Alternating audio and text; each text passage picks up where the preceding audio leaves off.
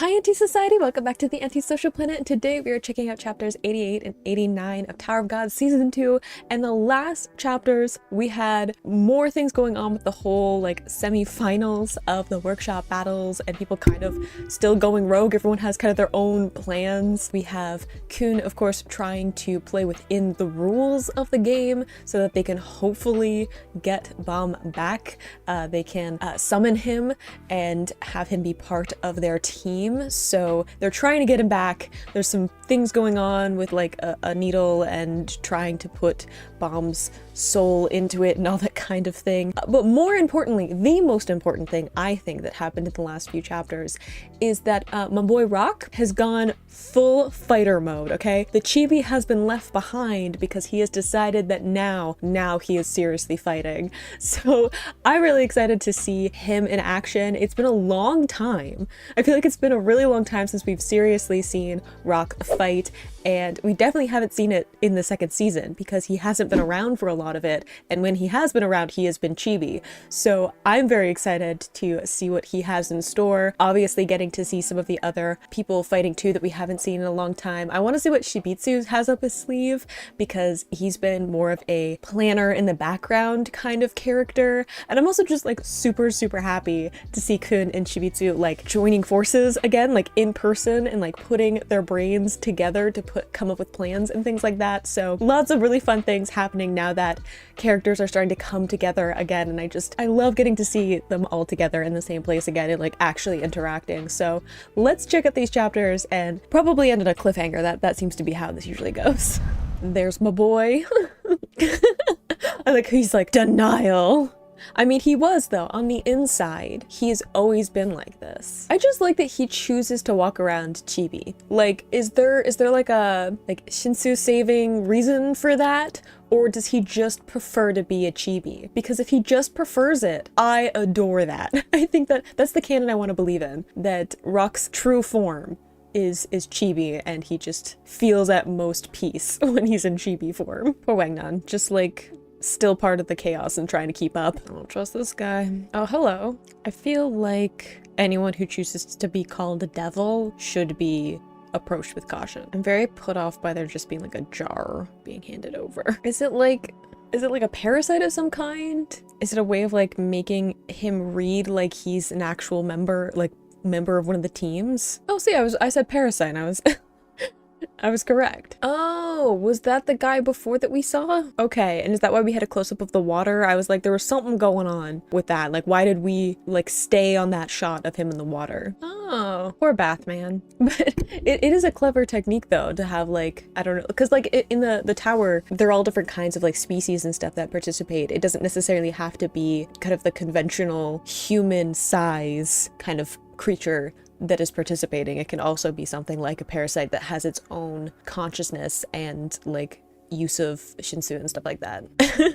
He's just like, not gonna happen. I mean, considering the whole like human ignition weapon thing, I feel like having some entity seem like it's controlling you like a puppet is probably not a new concept to him, unfortunately. Just like that's strange. Oh. So there's like an actual thing, the like compression licenser. Interesting. So I feel like that's gonna come back now. We've introduced it as like something like a living creature that's too big to travel in the tower well, that reduces their size to like fit. I feel like that is gonna come up at some point. Like it has to, right? Besides just like Rock. Noted. I'll try to remember that. It's related to Rock, so I'll probably remember. A 2-on-1. It's not playing fair. I feel like they're discounting Yua as well. Yua? I'm like, Yon was her family name, and I'm trying to like not use her family name because it would get confusing. I mean, I still use Kun, so I guess it doesn't really matter. I feel like he's fine. He's got this. They hurt him though. How dare you? I will fight you. Yeah, see? Work together. None of this 2-on-1 thing. It could just be like a distraction too. Like, it doesn't necessarily have to be the main attack. It just has to be something that confuses the situation so they can't focus on just what Rock is doing. It's not useless against your teammate though. Ooh, that's a threat.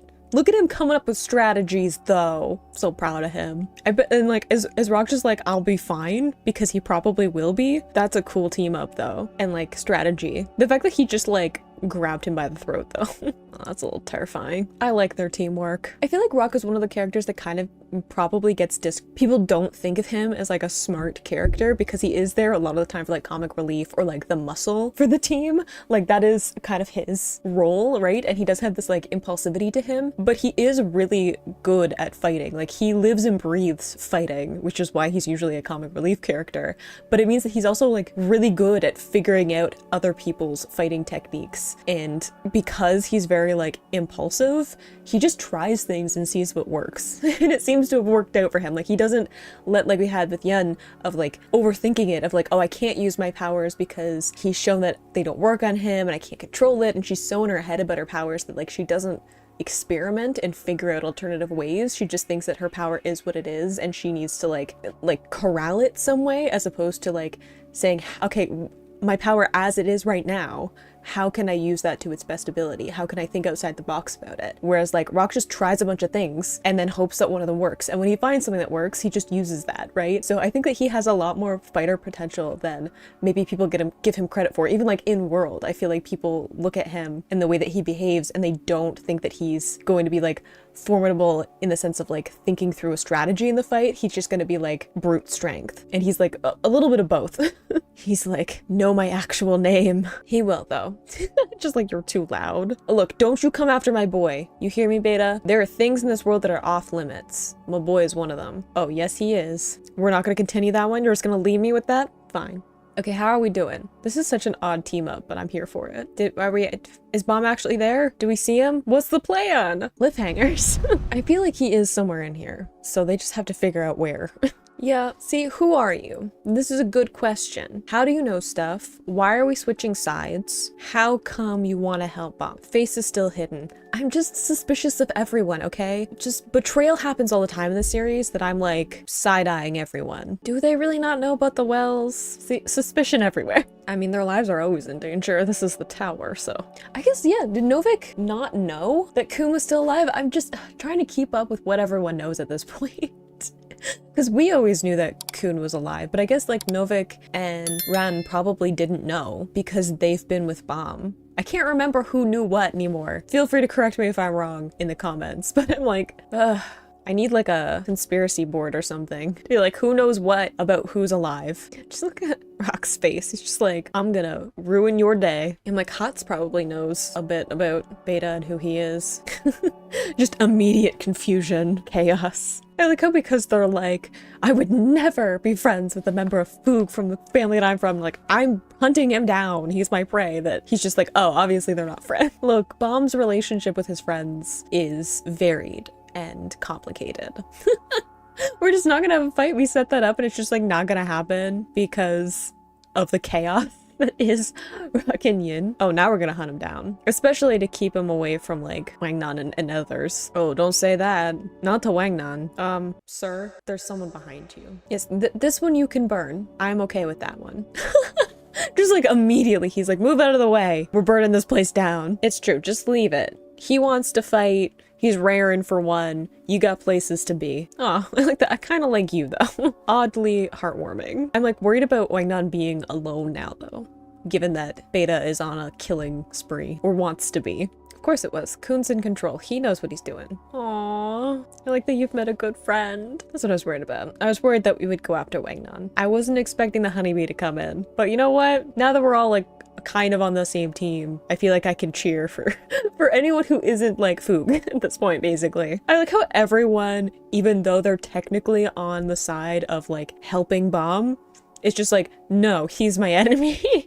Like it's a consistent thing of like, actually, we're not friends, but they are. Again, the scale of friendship with Bomb is varied and complicated. I don't like the crazed look in Beta's eye. Ooh, that's a cool use of his power to like reinforce his physical body and stuff. Ooh, look at my boy coming through. I like getting a bunch of Rock moment. Good shot though, good like reveal of like the wind up and you think that it's gonna be like the kick is gonna hit Vespa, but then cutting into the panel here. It's a good setup. I'm glad that we actually are getting some kind of fight because I was like, are we just gonna set that up as like a cliffhanger and then like have no like closure to that circle? This must be so confusing for anyone on the outside who doesn't understand like the dynamic. It's a good point. He's putting together some dots. Oh, he put together all the dots. Okay. Well, that could cause some issues, especially since he seems to be, sparking. I'm getting more and more suspicious of this masked person. I'm just like, I have some ideas of what might be going on, but I'm waiting.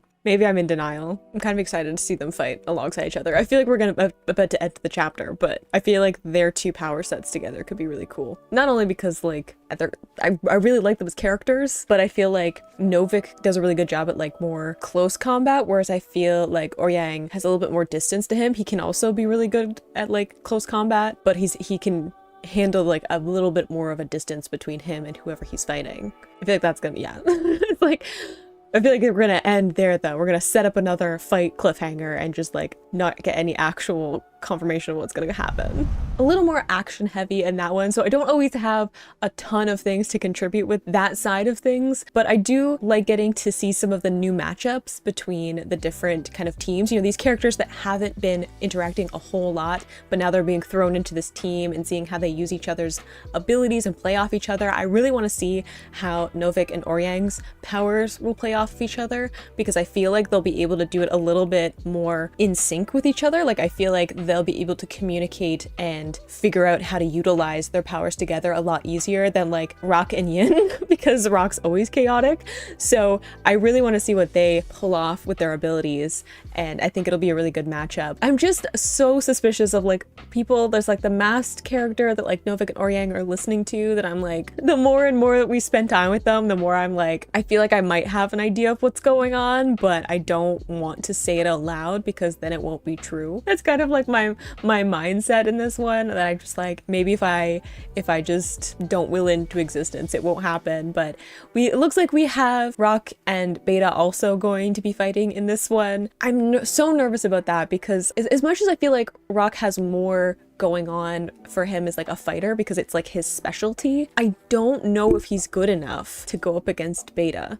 I know that he has Yun with him, so there is some potential there for them to even it out, but it's, and Vespa is also there, so there's some potential if there's like multiple of the regulars there together that maybe something could happen, but it still makes me nervous because I feel like we've only seen like a tiny fraction of what Beta can actually do, and I think he even has only seen a fraction of it because he's talking about like testing his speed and he doesn't really know how good he is because he's been in like this controlled kind of test environment, and now he's kind of fully free and able to do whatever he wants, so he's probably going to push himself and see what he's capable of, so it makes me nervous. But if anyone hurts Rock, there will be vengeance. I'll go full John Wick, you know, like that's how that's gonna go, so like watch out. So I hope you enjoyed reading those chapters along with me. You can click this play to go see my previous reactions, or you can subscribe so you don't miss next time I post a Tower of God video, and I will see you in the next video.